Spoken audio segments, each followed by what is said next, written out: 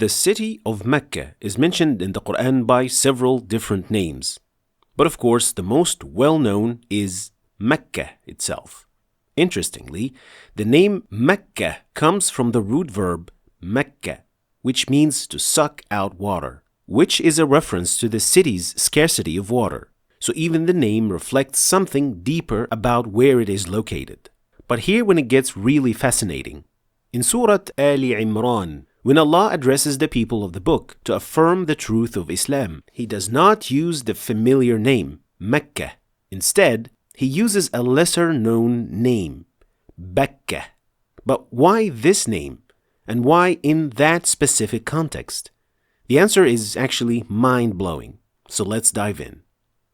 Many scholars of tafsir indicated that the name Bakkah does have a literal reference to it, just like Mecca, which is Becca, with the literal meaning of crying or weeping, a reference to the crying or weeping of visitors asking for forgiveness in that sacred place.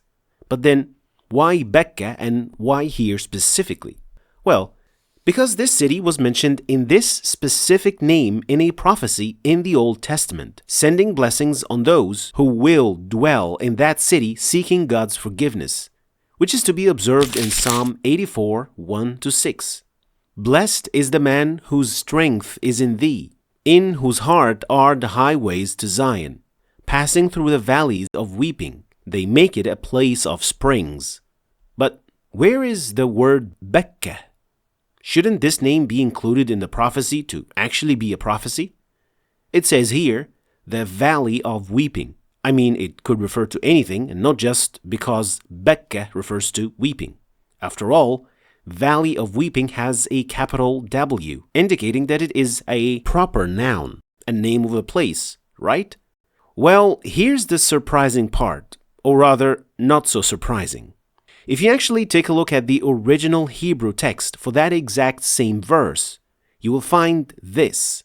Here it is mentioned with the name of Becca, with a capital B, indicating that it is indeed a proper noun, which means that it is a name of a place or someone. But what actually happened in this translation is that they took the Arabic word, referred to its root verb with its meaning to cry or weep, and took that meaning and turned it into a proper name, Valley of Weeping. Now, you tell me, who actually translates names? Who does that?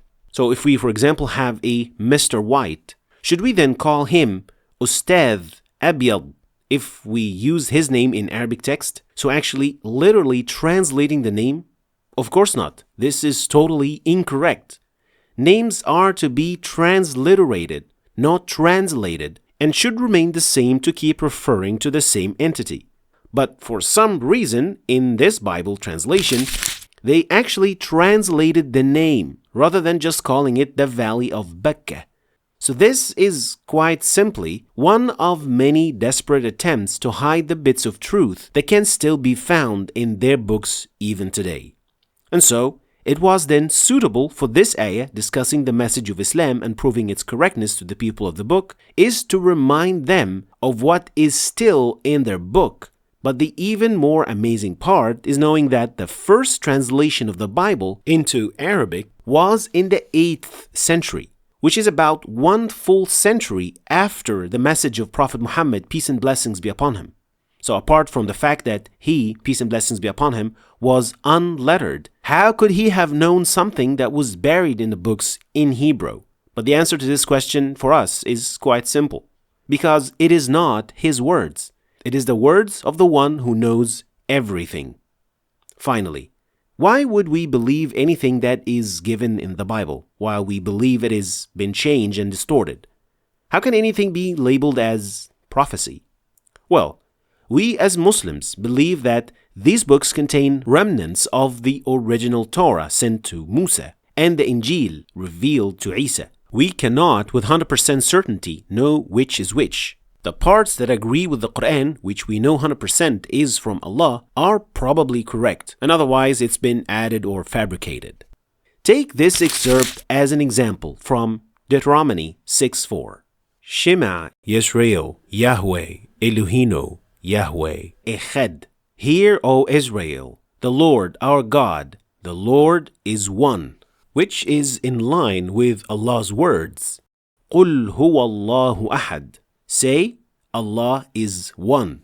And so, such verses may still contain some truths in them. And you'll be surprised at how many prophecies and references to Prophet Muhammad, peace and blessings be upon him, in the Bible. So let me know in the comments if you are interested to learn more about these.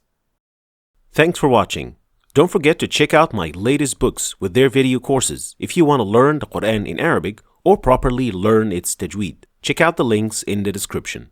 Thanks for watching, and I'll see you next time, inshallah.